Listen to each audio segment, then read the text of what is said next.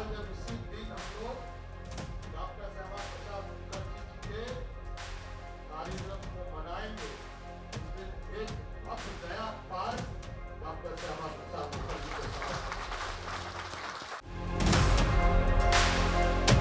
भारत माता की जय। आज डॉक्टर श्यामा प्रसाद मुखर्जी जी के बलिदान दिवस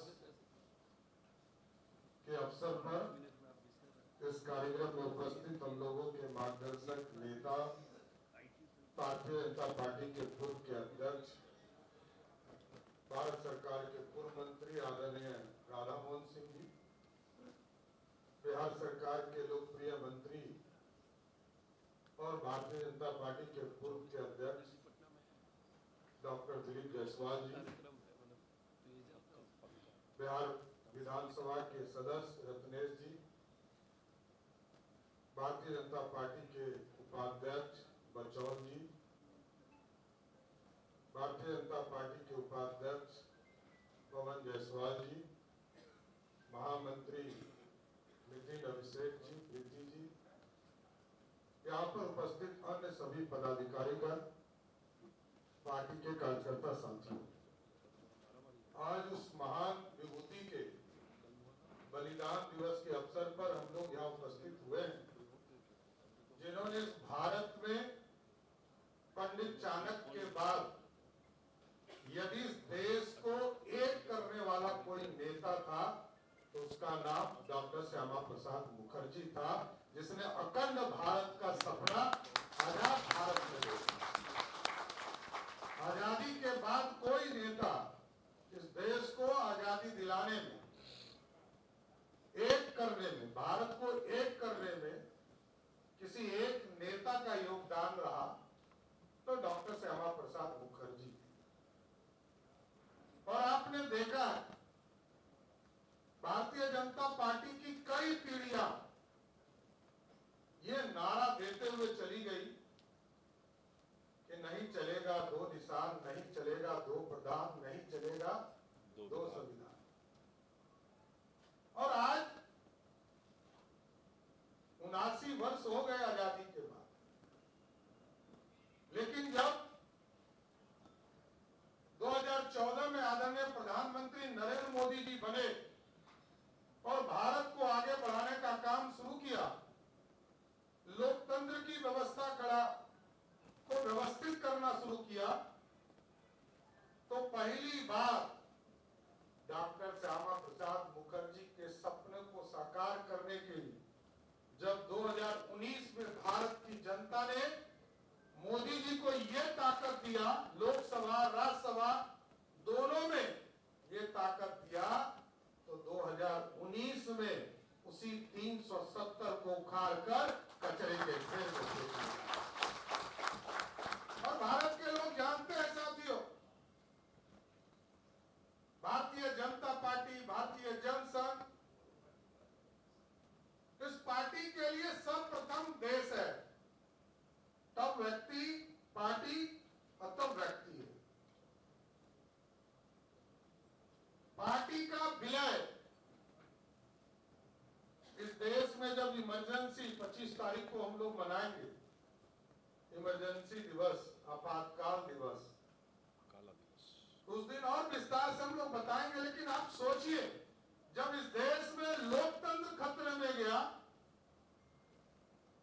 तब जनसंघ के लोगों ने इस देश में देश को बचाने के लिए अपने आप को विलीन कर दिया और जनता पार्टी में शामिल हुए। 1980 में भारतीय जनता पार्टी बनी, कई समझौते हुए, इसमें कई दो मत है। कभी इसी बिहार से एनडीए का स्वरूप खड़ा हुआ, सरदार अटल बिहारी वाजपेयी के नेतृत्व में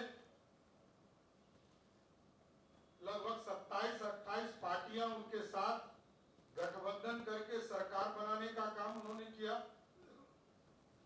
आज मोदी जी के नेतृत्व में भी लगभग 27 पार्टियों का गठबंधन है और पूरे देश में 2014 का चुनाव सुना हो, जिस पार्टी पे लोग हंसते थे, चाहे वो श्यामा प्रसाद मुखर्जी जी का सपना हो, पंडित दीनदयाल उपाध्याय जी का सपना हो, पंडित कैलाशपति मिश्र जी का सपना हो, उस सपने को जहां 84 में 2 सांसद थे, उसी पार्टी का 2014 में 282 सांसद जीतने का था। और आज भी देश में 12 साल से आदरणीय प्रधानमंत्री नरेंद्र मोदी जी के नेतृत्व में भारत की सरकार चल रही है साथ। और आप जानते हैं कि इस देश के लोकतंत्र में ये पहले प्रधानमंत्री हैं जो सबसे लंबे समय तक प्रधानमंत्री बनने का गौरव प्राप्त है।